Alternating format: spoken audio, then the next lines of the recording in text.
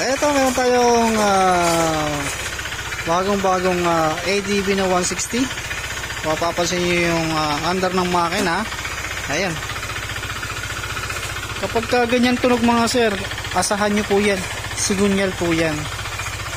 At ang kilometer niyan, nasa 56,876.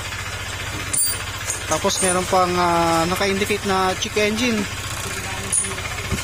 Mukhang bakbakero yata yung may-ari nito. Yan, oh.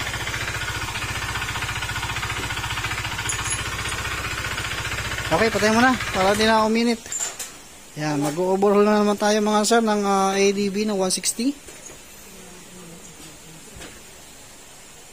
Medyo mapapalaban na naman tayo sa 160. Paba na ng makina. Doon pala sa sa click natin na 125. Baka bukas lang natin yan i-upload. Kasi meron ng pisa. Yan, kompleto na rin yan. Okay, bali yun, paghihiwalay na natin yung makina nito sa yung chassis. Medyo malaki to. Same pa rin yung procedure kapag nagkakalas tayo. Parang sa PCX lang din.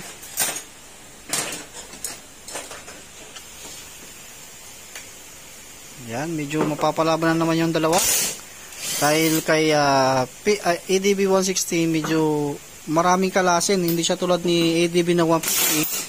Pag tinanggal mo yung upuan saka stator, mapaghihiwalay mo na. Basta matanggal mo lang yung mga sensor. Dito talagang kakalasin mo pa yung isang side bago matanggal yung makina. Kasi yung kanyang hanger nasa ibabaw.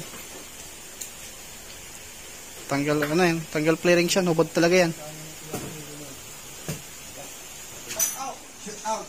Tanggalan natin yung compartment o yung upuan niya, yung box. Okay, pag-iwalay na yan. Ayan, nahirapan silang magkalas dahil sa dami ng kinakalas na flarings.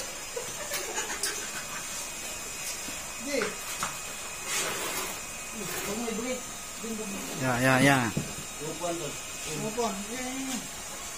Yung yung jack na yung dalawa. Ayan, pag-iwalay pa rin natin yung makina ng PCX para makita na natin yung sigunyal nito na sinasabi kong may problema. At yun na yung kanyang chassis, nakatayo pa.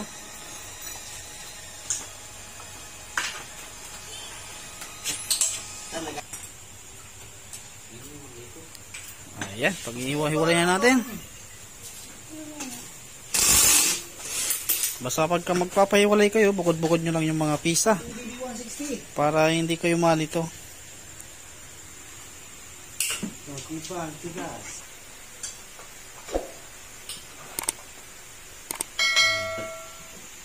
Ginatol!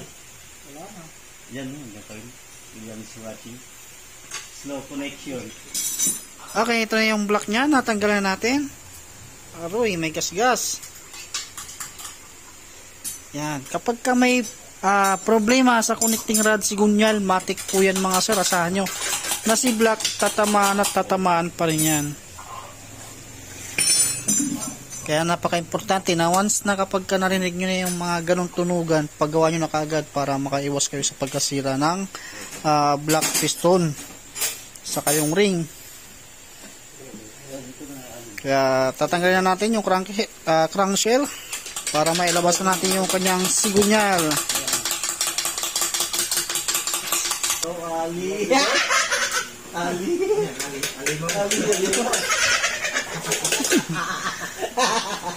Okay, ayan, paghihiwalay na natin yung crankcase para mailabas na natin yung yung sigunyal na may problema. Okay, lalabas na natin. Bagong-bago pa yung langis niya mga sir, pero natamaan kagad yung kanyang sigunyal. Ano to mga sir, overuse. Kasi ang lalayo kasi lagi ng biyahe nito mga sir. kung saan ito nararating. Kasi kabago-bago lang yung unit niya, umabot na kaagad ng ano, ng 58,000.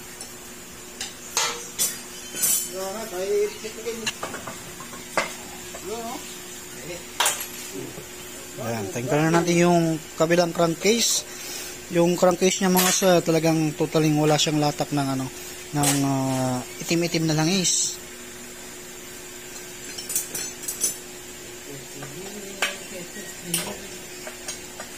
Ayan, tatanggalin natin. Mayroon pang tornilyo dito sa may ano mga sir, may lock po yan ng ano, parang yung plate na plate holder nung ano natin, ng bearing, yung dito. Kaya bago nyo siya pupukin dito, tanggalin nyo muna yung lock.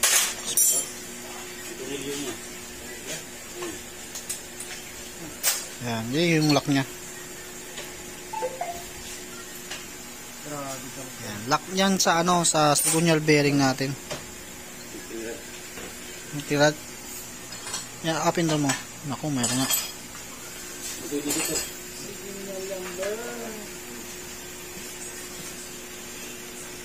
Dito mga sir, bago nyo pukpukin, kasi lalabas na natin to.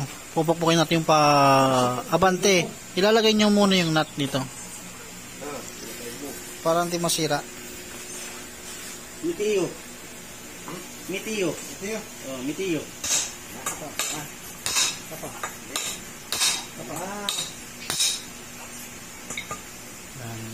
Ganyan po kahirap tanggalin si ano, si sigunyal sa PCX. Kaya gagamitan natin ng butane para mabilis maipasok. Yan yung problema niyan mga sir. Yung connecting rod. Yan naririnig natin. Kaya ipaalam natin sa may-ari kung magpapalit ba siya ng bagong ano, sigunyal saka block na may gas-gas na yung block niya. Ang pagkakaalam ko yung presyo ng sigunyal natin mga sir, 7,000 po yan plus yung block. Ayan. Bali gagawin natin dito mga sir part 1 saka part 2 sa video na to, kasi maghahanap pa tayo ng sigunyal na assembly. Yan yung sigunyal.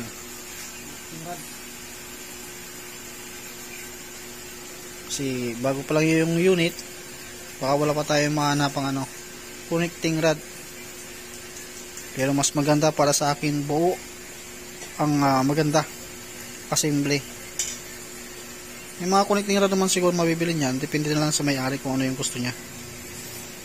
Okay, bali yan. Liligpit muna natin at uhugasan yan. Bibili tayo ng block, sigunyal, saka mga gasket. Hanggang dito lang muna yung ano, video natin sa ADB na 160 mga sir.